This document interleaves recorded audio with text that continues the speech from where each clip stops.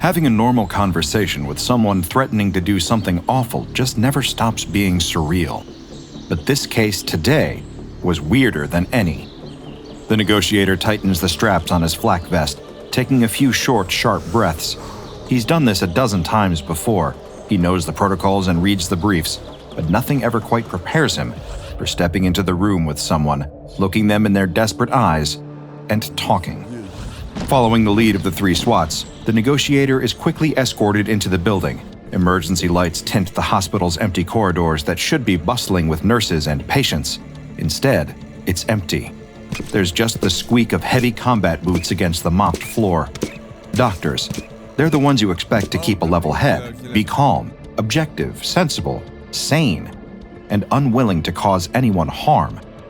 The remainder of the SWAT team are stacked against the double doors to the oncology ward, fingers trembling around the grips of their assault rifles. Beads of sweat trickle past their eyes. After calling out to the man inside, warning him that someone is about to step into the ward and doesn't mean any harm, the negotiator is let through the doors, and he comes face to face with the frantic surgeon inside. The light from his vest highlights the terror in his eyes, making the sweat on his face glint red. It looks homemade, but the crude wiring and makeshift explosives are still a danger. The negotiator takes another deep breath. Now for the weird part. He introduces himself like he would to a new neighbor or one of his son's teachers. Pleasant, friendly, ensuring that the surgeon knows there's nothing to worry about. Holding up the detonator in his trembling, twitching hand, the surgeon urges the negotiator not to take another step closer. He swears through a shaky voice that it's for his own good. Any closer, and he'll be in grave danger. Holding his hands out like he's trying to tame a wild animal, the negotiator makes a point of stopping, complying with the request, staying put. He tells the surgeon that he just wants to talk, to understand why he's putting himself in danger. And all the patients on this ward, those that aren't too frail to move, are still cowering in their beds. The surgeon tries, through frantic, fragmented, sometimes even nonsensical statements, to explain himself. Sarcoma, cancer, all of them have it, but they aren't just sick. They are infectious, and nobody else in the hospital has noticed. The surgeon insists he never wanted to hurt anyone, but that this is the only way to stop things from getting worse. The negotiator tries to get the surgeon to slow down, tells him that he's just a hostage negotiator, not a medical expert, but even he's sure that cancer isn't infectious. While he listens to the surgeon explaining, babbling about discovering something he couldn't believe, the negotiator inches closer, a tiny fraction of a step each time the surgeon's eyes dart away to one of the patients. Getting more and more incensed, the surgeon hurls x-rays and medical charts towards the negotiator, insisting it's all there. It's not just cancer these patients have. There's something alive in them. The negotiator glances down at the scattered documents, unable to comprehend much of what he's looking at. He's seen scans of a tumor before, back before his old man went into hospice care, but as far as his untrained eye can tell, there's not much difference here. Maybe a few tiny flecks, some that look like swirls, optical illusions in the center of some of these tumor images. A few look like tentacles? Looking around the room, none of the patients look like much of a threat. A lot of them are frail, some seem like they're clinging on and still fighting, while a few aren't even conscious. Trying to reassert control over the situation, the negotiator reminds the surgeon of the Hippocratic Oath. He's sworn to not harm another human being. It's time, the negotiator insists, inching ever closer, to take off the vest and come quietly. But the things inside these people aren't human beings, the surgeon insists, as his hand presses the detonator.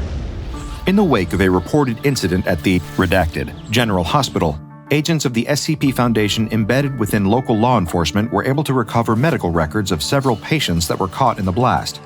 Those who survived were examined closely by personnel, and through extensive research, the Foundation discovered evidence of a previously undocumented outbreak, a condition now referred to under the official designation of SCP-164. SCP-164 is a specific strain of cancerous cells that undergo an unusual process while developing inside the body of an affected host. Gathering up cadavers from the incident that had been afflicted with SCP-164, Foundation researchers were able to perform several detailed, post-mortem examinations of those who had contracted the condition. Many of the bodies displayed little to differentiate them from cadavers of late-stage cancer patients, with the presence of tumors discovered throughout their internal systems. Some of these growths were atypical in their size or shape, though most were assumed by Foundation doctors to be non-anomalous in nature.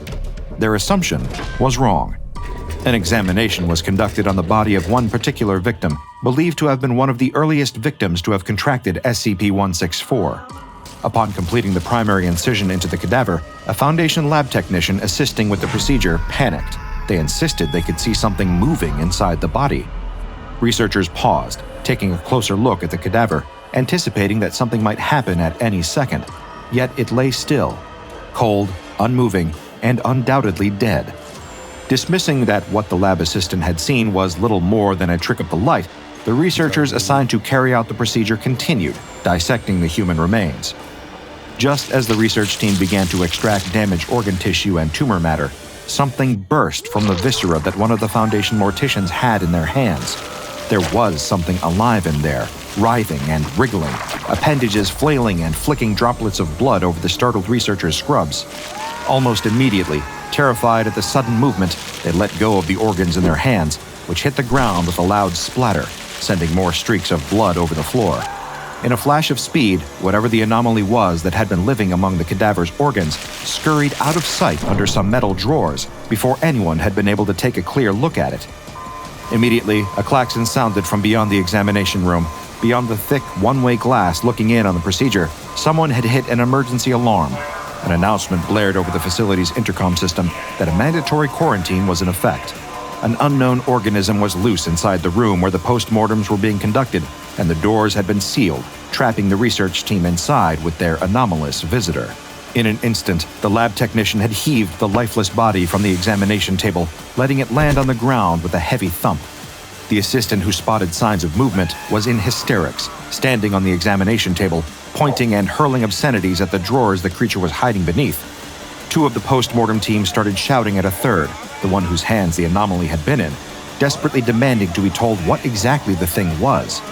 The researcher who had held it for only a few seconds stared at their blood-soaked surgical gloves, insistently repeating that they had no idea what it was they'd been holding.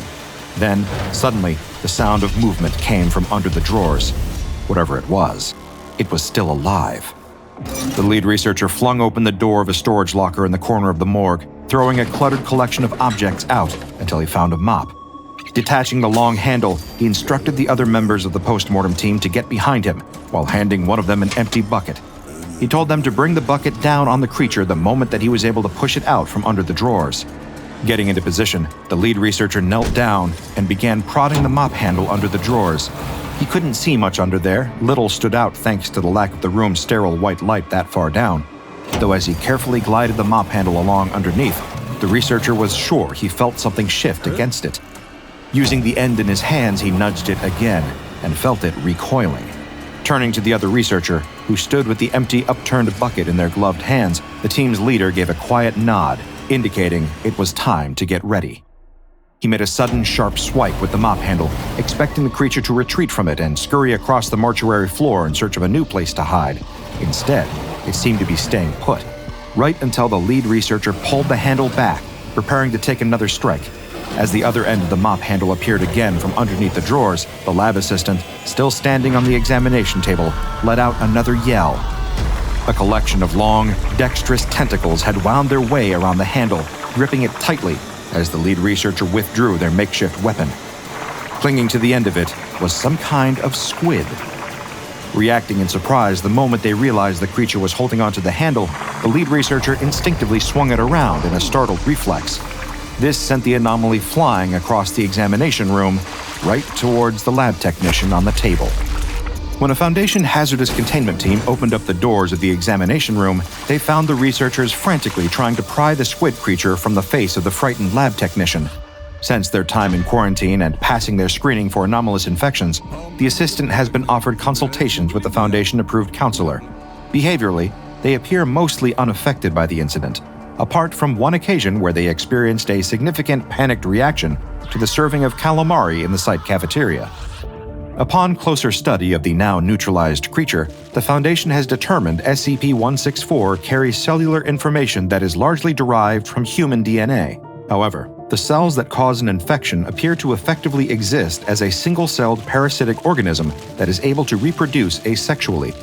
It's been further documented through testing that SCP-164 can cause large tumors to exposed hosts, resembling those that often occur in many cancers that affect the soft tissue or bones, known as sarcoma. What sets SCP-164 apart is its more unique symptoms. Foundation researchers have learned that SCP-164 is the only parasitic form of cancer that can potentially infect human beings, and being caused by parasites means that it is also one of the only transmittable forms of cancer. It's been discovered, through testing on multiple subjects, that just how SCP-164 passes on is more or less effectively dependent on how it's introduced to an uninfected potential host. Airborne contact can pass the condition from person to person, though not always. Direct skin-to-skin or even intimate contact with an infectee is more likely, though not guaranteed, to result in SCP-164 transmission. However, SCP-164 is at its most infectious within the blood of its host.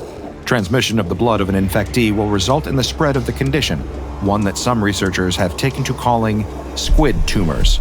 By the estimates of Foundation anomalous infectious disease experts and others with backgrounds in anomalous parasitology, roughly 75% of SCP-164 infections are unlikely to produce any abnormal side effects.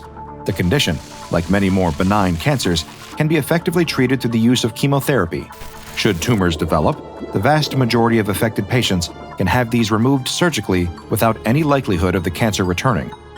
This applies to nearly all stages of SCP-164 too. Either chemotherapy or surgery remain effective treatments for triggering remission. However, not all cases of SCP-164 are the same. In roughly a quarter of infections, the tumors produced by the anomalous condition will no longer follow the typical behavior of non-anomalous cancerous sarcomas. Instead, those that grow larger than a certain size will begin to absorb bodily materials from their hosts.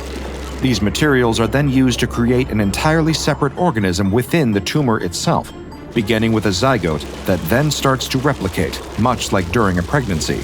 But this isn't exactly a traditional fetus. This process can go unnoticed in its earliest stages, as it appears to mimic the normal production and spread of tumors through the body. If an infectee has developed several tumors thanks to SCP-164, multiple new organisms can start to develop in other tumors. But not all of them are always guaranteed to begin absorbing bodily material and incubating. Those that do, however, create what appear to correspond with a previously unknown species of Teuthida, known more colloquially as squid.